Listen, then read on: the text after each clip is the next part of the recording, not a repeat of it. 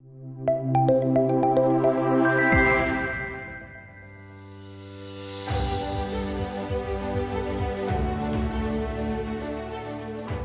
panel number 3, the topic which will be delivered by our panelist is Empowering Students for the Global Stage, Skills for 21st Century Workforce.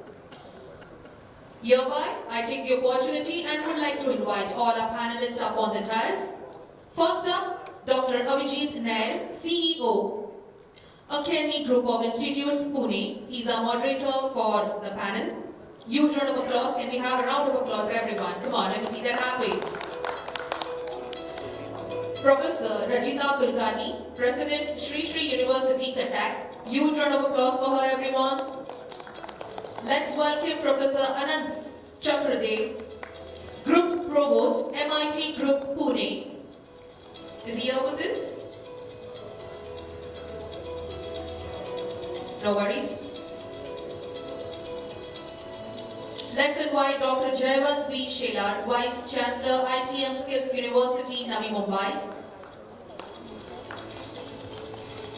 Huge round of applause for him.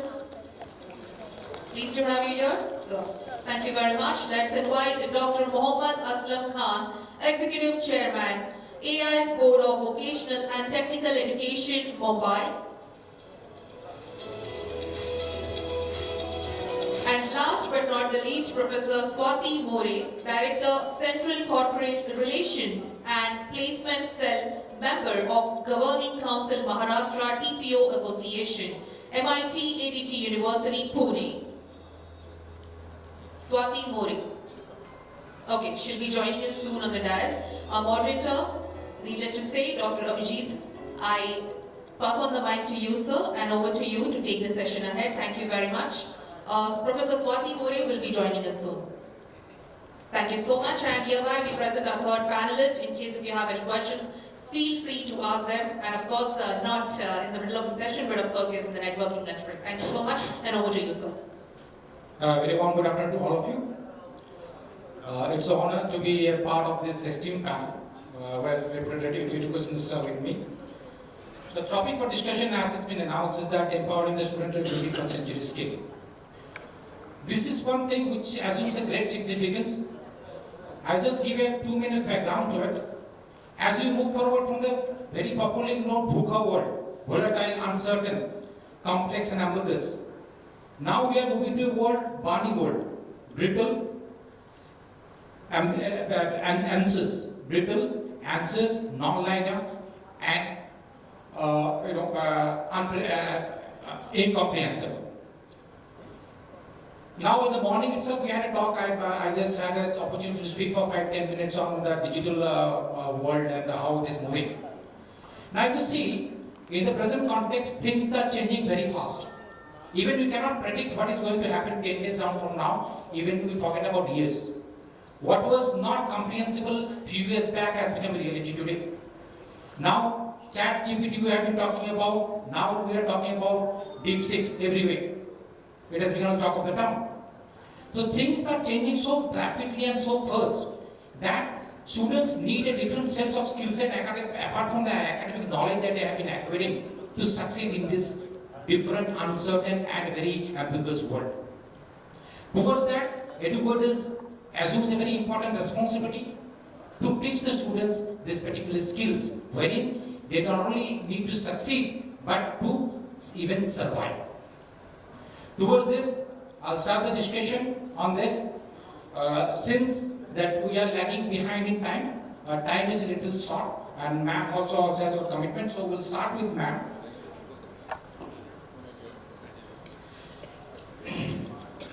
Rajita ma'am, how can schools and universities integrate critical thinking, problem solving and creativity into their curriculum to foster innovations? Okay, thank you for your initial remarks, and I think this is a topic which is of very critical importance for all of us as educators and education leaders. I see that there are many school leaders here and many of us from higher education.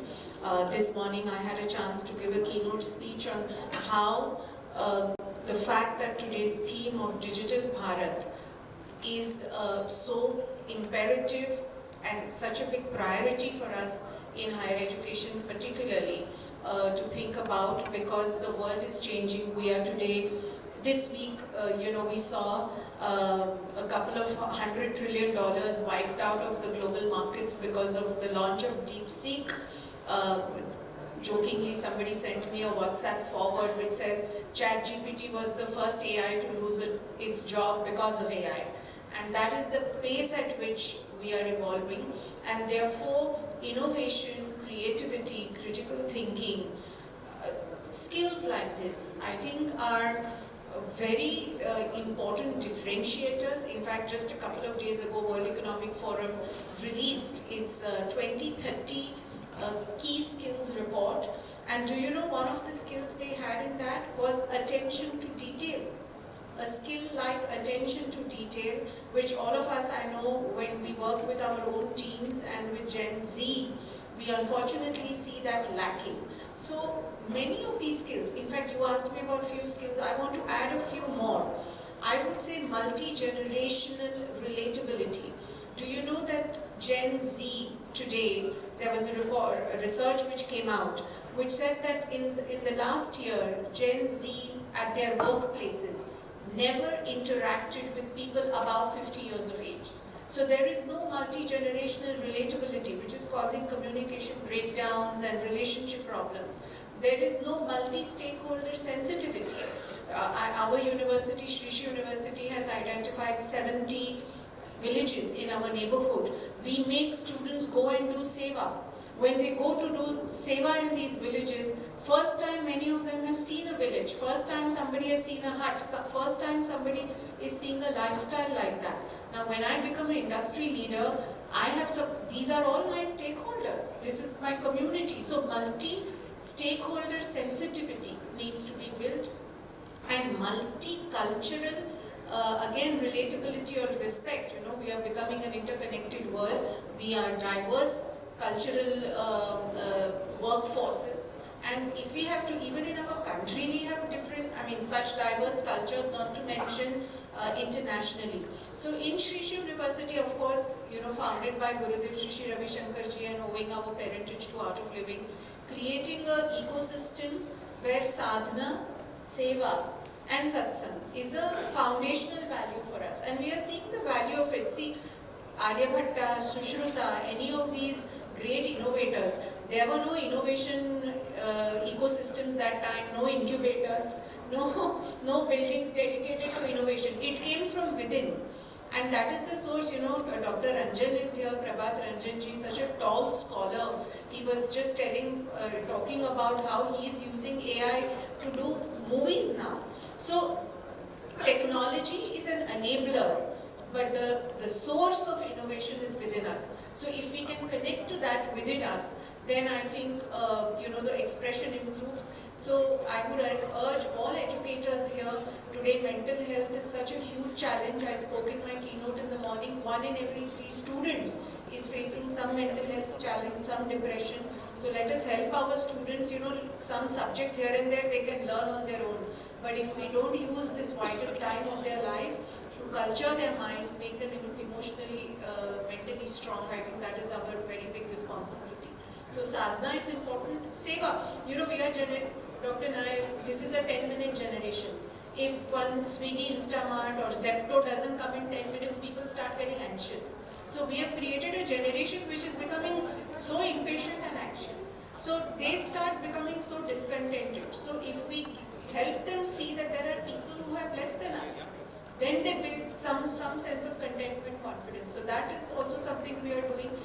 All of us in our institutions are doing all the, research aspects, flip learning, all of both of sub common hai, we are all doing our best.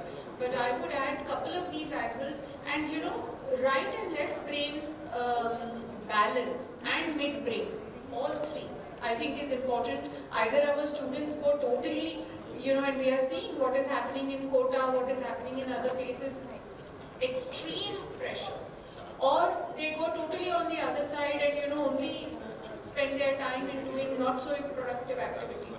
both is not okay. Somewhere that balance, and we have seen that how that has helped, and of course rest of the things we are all doing. But I think key thing, Dr. Nair, for us to remember is, are we helping our students not just learn but become learners? I think all of us have to continuously learn. We all had to learn how to do Ola, Uber, do all of those things. We have to learn how to use AI. You know, it is said that each of us will end up having 6 careers in our life because lifespans will increase. So we have to continuously. So are we helping our students become learners? That is number one. Are we helping our students to become happier, healthier individuals, mentally, emotionally, physically resilient? That's, I would say, number 2. And number 3, I think, are we helping our students have a sense of empowerment about themselves and enthusiasm about the future? Everybody is talking AI will take away my job, and will I be like left with nothing to do? How will I survive? We should help our students and build that sense of enthusiasm. So that is our focus, and I'm really happy to share some of these some years ago, but yet again, yesterday AICT chairman once again in the QS conference also spoke. They have made the Art of Living programs now part of the induction for all universities and IITs, NITs, the triple ITs. I urge all of us, we are on the same side of the table as far as this is concerned. So happy to help on that, and these are few of the things we are doing. Thank you, ma'am. Rajita has given a very broader perspective to it. When you talk about the development of the AI, DeepSeek, and many further advancement, at the same time, we need to have a balance. That is very important. Mental health is a big issue. All educators need to take care. The students are developing the resilience of the 2030, the skill set that is being given. Resilience, adaptability, all these are very big factors wherein we have a big role to play in inculcating these values in the students, wherein they are not taken away by only the technological development, and they don't develop the kind of personality and the strength in them to face the uncertainties that is happening every day. The disruptions happening every few days now. It is not waiting for the years to happen. So thank you, ma'am, for your very knowledgeable discourse on this, wherein you talk about the balance. I've taken the word balance most importantly, because that is one thing we need to inculcate. Secondly, lastly, before moving forward, very nicely, ma'am told that to become a learner. In fact, we also need to be a learner. We all educators, we all need to understand that we always need to learn throughout the life. In fact, we are in such a stage wherein we have become the older generation, little bit older generation, and digital immigrants, whereas the students are the digital citizens. So many of the time when I find some difficulty in my mobile phone or some other aspect, I turn to my daughter and she becomes my teacher there. So that openness has to be there, wherein the student community, the children, they teach us the advancements in the technology, whereas we take care of the character building, and so that they do not fall apart because of the pressure of everyday this adoption to the new technology. Thank you, ma'am, for this. I welcome Swati, ma'am, who has joined that. So now my questions, if you don't mind, I will put the questions to her. Okay. My next part of discussion to you, ma'am. What are the essential skills students need to succeed in a globalized, tech-driven workforce, and how can education system prioritize their development? So what are the skill sets basically for the global this thing? Very good afternoon, everyone. I'm Professor Swati. It's a very important question that you have asked, sir. Specifically when there is a lot of discussion about the employability and what are the skills globally have been asked. Now the paradigm has been shifted, like no more it is just that your percentage or something has been asked, but the entire hiring has been shifted on skill based. So it is very important to have a specific skills. So when I say these are current buzzwords, like we've been talking about Gen AI, data science, AI, ML, but the most in thing right now in the current world is cybersecurity, right? So cybersecurity is the most in thing, and there are a lot of job opportunities which are available for this. This is when I talk about the technical aspect of it. But other skills which globally have been asked is the adaptability, which ma'am has already been covered. And people are looking for more of openness, we've been talking, this word has been hearing since morning, I believe, is lifelong learning. So I would add a few more things on it. It's not only the lifelong long learning, it's relearning, unlearning few things, because we have to be adaptable. Agility is a very important aspect in today's area, wherein every student or every person, it is applicable to us also. We have to run as per the expectation of the industry, irrespective of which background you're from. So adaptability is very important to one when it comes to accepting the market conditions, running your show as per the requirements of the industry conditions, right? And like especially post-COVID, the most important, see, I did a couple of surveys, little research for getting a better employment for the students. So I came across a very important aspect wherein most of the global HR people have addressed that we are not getting the you can say research which has this problem solving ability. Right? So this was the most important you can say parameter or a look after characteristics in a human being when they are hiring him or her, is whether he or she is able to solve the critical conditions which they may face or they are facing right now. So problem solving ability, they should be ready, even if companies are asking, okay, the attitude of the resource should be like, put me into anything, I'll deliver, right? So they have to be very quick, their response should be quick.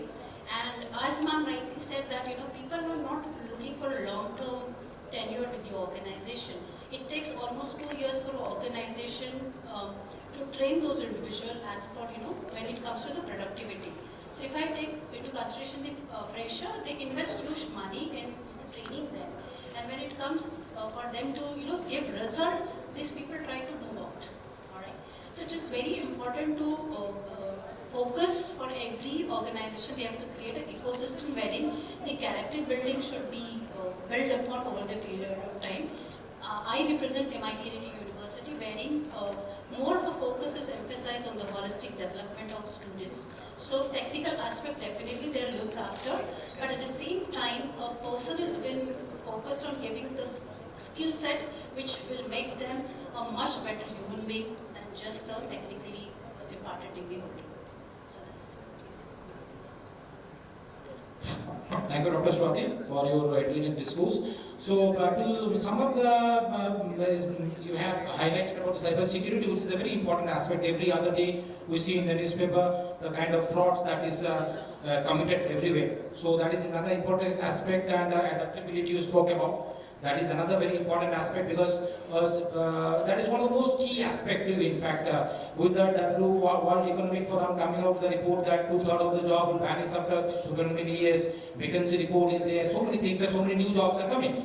So the skill set that you acquire today may not be relevant in the future, in the near future. So you need to adapt and learn new skill sets, and you should be open to that.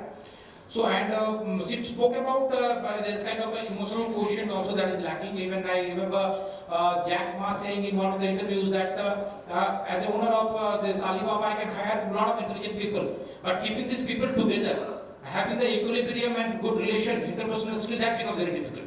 So that EQ aspect also is very important, whether it is at any level of this thing. And suddenly I remember CEO of GE said that I hire people for skills and fire them for attitude.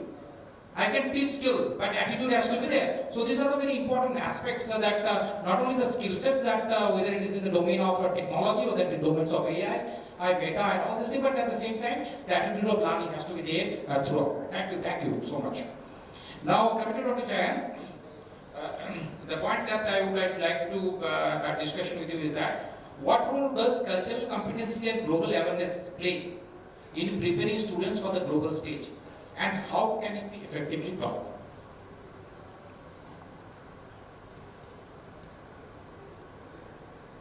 Thanks, sir, for the question. Before I come to the question, I'll introduce myself. I am Dr. Jaywant Shelar, the Vice Chancellor, IT and Skills University.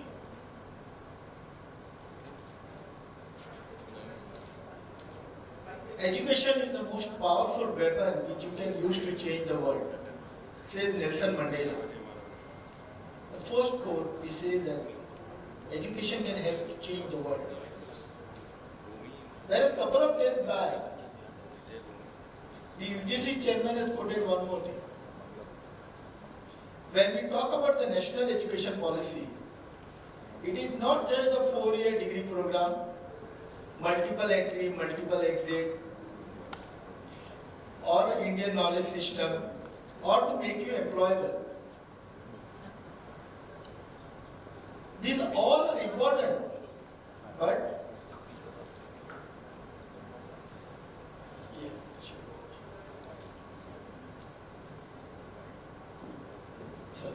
these all are important, but it is said that the bigger objective behind this national education policy is that students should identify the societal issues, define those problems and find a solution so that we can have a better environment and a better place to have it in future. So on the one hand, education is supposed to change the world, it will help to change the world, and on the other hand, there are societal issues and we need to find a solution. And we should be beyond this. Now sir has said about the cultural issue. I'll give you an example from our university. When we say cultural, our students get placed for the industry internship, for the final placement and so on. So what we do is, we have the languages like English, French, Spanish and German. These have been taught for the various programs depending on their requirement or depending on their students' employability in the respective countries. So, is it only the languages which have been taught is important? No. You need to do some grooming sessions, something which can be contributed where the awareness about that country's culture has been. So we give inputs about the culture too. This was on the academic front. But is it enough? No. The student need to have the life skills, which are related to soft skills, and to handle the stress management when they are going for a cultural difference. This is one more thing. And as the thing moves, this was the thing for, we are making the students ready at a global stage with a different cultural background, wherein with these 4 languages they can cater towards at least the 60% of the nations in the world. So, for few programs we have a global immersion programs where the students are being taken abroad. They have been there for 15 days to 2 months, where the students can learn about the various cultures, various new courses, new tech-oriented programs. Global immersion programs are for them so that when they get a final placement, it's something should not be new to them. Now, when we come for we have a 6 months industry internship for the students, and for hospitality programs, our students are going to UK, Dubai and UAE. These are the countries where they go, they do a 6 months internship. So this helps them to get a pre-placement offer from the companies. Companies know how the candidate is there, what it is. They are also used to that culture, the environment, the language and so on. And which gets converted into the final placement for our students. So this is the way the culture, but the basic problem what we have identified over a period of time is the student need to have a soft skills, attitude and behavior.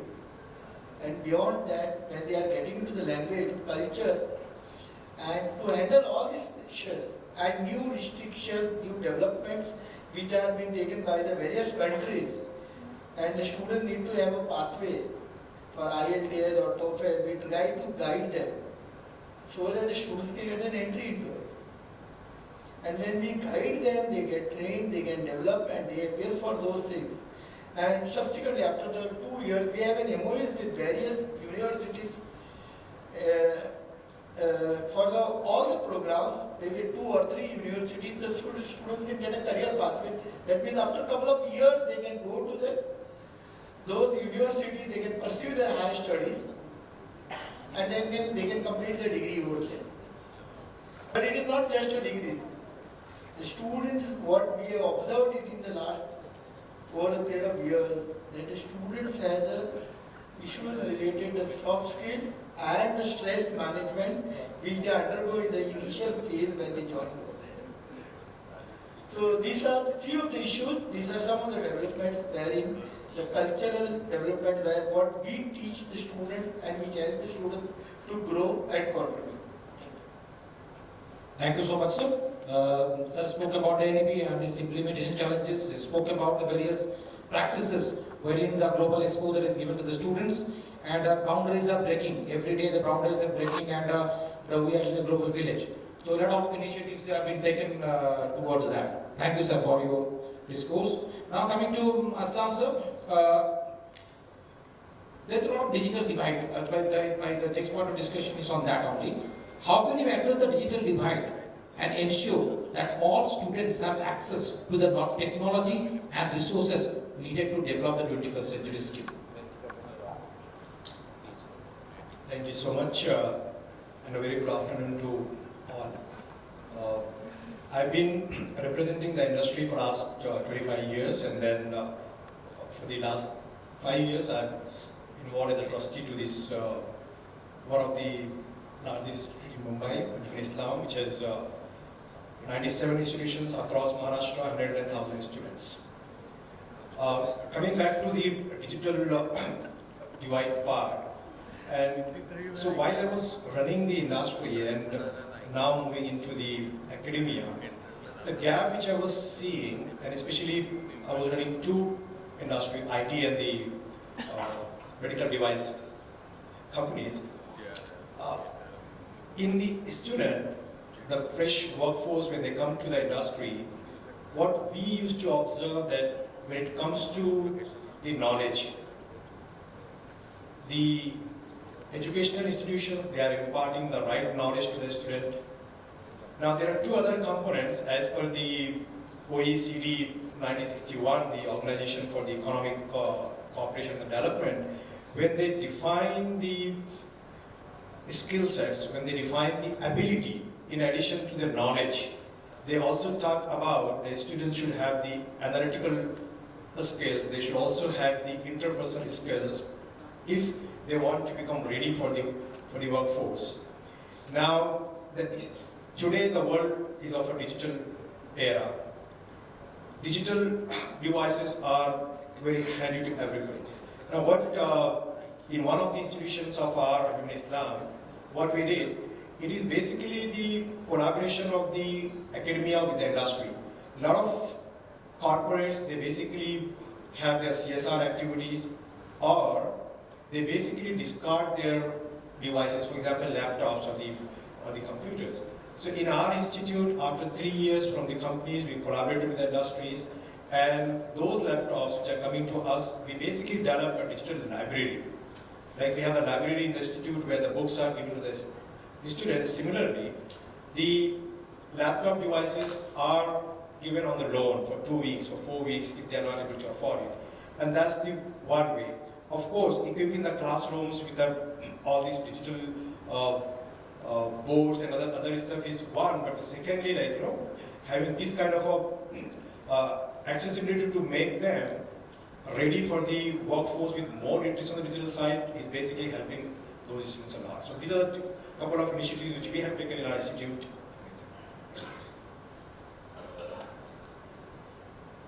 Thank you, sir, for addressing the very important issue, because that is a concern for many of us. So, but to sum up, basically, the academia and industry interface is there. The CSR activities of the corporate are also helping in terms of providing the digital education. And mostly, as you said, that right education in terms of the soft skill is already being provided, except for the digital parts. So, having a less time in hand, I'll just put one question to all of you, and then we'll conclude that. So, if you had to name one biggest challenge in implementing 21st century school in your education domain, in your institute or in your organization, what is that? We'll start with Swati ma'am. The biggest challenge of implementing any initiative is the mindset of the students, right? Their not willingness is very poor. You'll find like only 10% of the students are willing to accept what has been taught and how they should, take it seriously. So willingness is missing. It's more related to the attitude also, like, if their mindset are not of growth mindset, if they have this growth mindset, definitely they'll follow whatever has been told or what is the ecosystem that universities are giving to them, and they're taking it seriously. Like when I passed out as an engineer, there was nothing and we were happy to attend classes and we were very sincere. But today we are giving best of resources to the student, but still that willingness to be there in that moment is missing. So if each one of them will have this mindset of willingness to do something, definitely they'll achieve whatever they want in life. Thank you ma'am. Sir.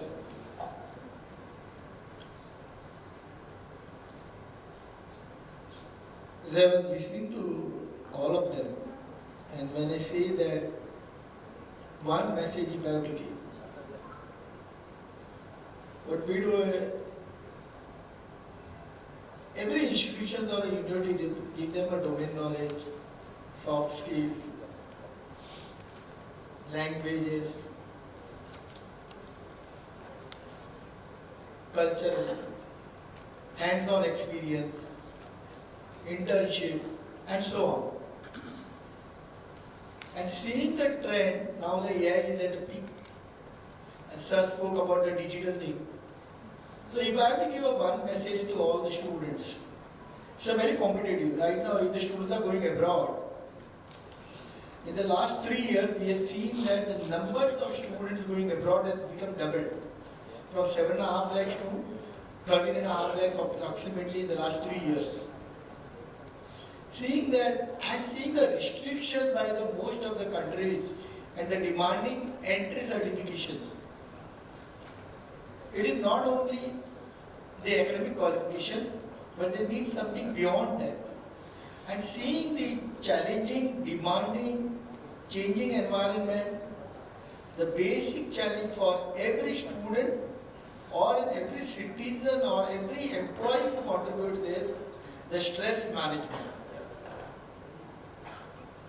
Stress management is very critical because every 2 to 3 years the things are changing and a student has to be a lifelong learner. Not only lifelong learning, but managing the stress at the workplace, at the university, at the culture, at all, at their industry, respective industry. So it's more challenging for students to have. So the stress management programs or stress management session needs to be conducted, and it's like a lifelong learning. The students should undergo the stress management programs throughout their career to handle and to cope up with the changing trends and the development and the technology which is taking the world to a different next level. Thank you. I mean, one of the challenge what we figured out among the students is distraction due to social media. That while the digital platform, the social media is helping them to learn and enhance their learning, at the same time, that is the biggest cause which we are facing right now. I mean, whatever the transformative skill you try to impart among the students, but due to this lack of focus, distraction from this social media is causing them not to get that kind of a competency in them. So that's the one of the challenges. Thank you. The esteemed panelists, basically what I understood from the challenges that is being faced is the resistance to change. That partially I agree with Swati ma'am, but the resistance is not only change from the students, it's from the faculties also. Well, many of them from the old school, they don't want to change into the new school, thought school. Okay. So resistance change from both the end is there. And Sir spoke about stress management, Sir spoke about many other aspects. So basically to sum it up, his time is also up, but we will sum it up. 21st century skills in the present context, when uncertainties are so strong that honestly speaking, whatever we discuss today, we are not aware about 1 month back about DBEC, what is the component of it, how it is going to come. So we are living in such an uncertain times, what is going to come in next 1 month is very uncertain. So we need to equip students with the skills as possible, whatever best possible, right from knowledge construction, which as per the ARC US has said, instead of knowledge accumulation, construction of knowledge is more important.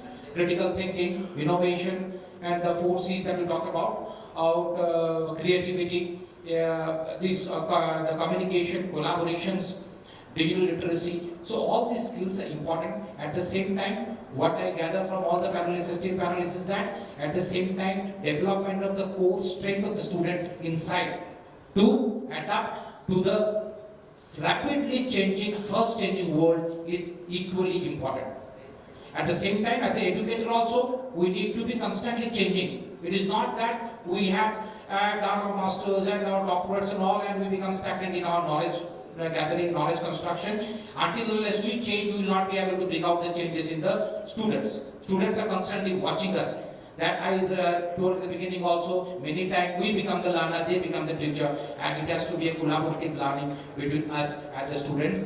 And let us move forward in that direction and prepare the students to face the future with all the confidence so that they can reap the benefit and leverage the benefits of this fast changing world of AI or many other names that may be coming forward in future, which is very difficult to predict. Thank you, all of you, and thank you all the esteemed audience for your patiently listening to us. Thank you. Thank you so much, sir. Can we have a round of applause? Thank you very much, everyone. Ladies and gentlemen, it's time to felicitate our panelists. I take the opportunity and would like Mr. Avijit Nair to please felicitate our panelists. First up, let's go with Dr. Jaywant V. Shelar, Vice Chancellor, IT and Skills University, Navi, Mumbai. Ladies and gentlemen, please give a big hand, everyone.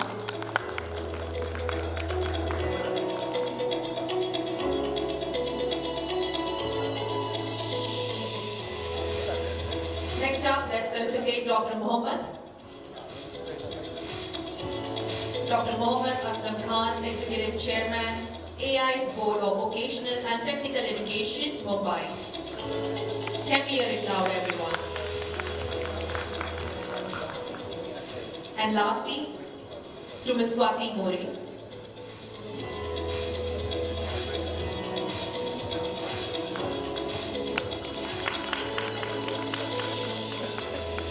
Thank you so much. I request all the panelists to please pose it for the group picture.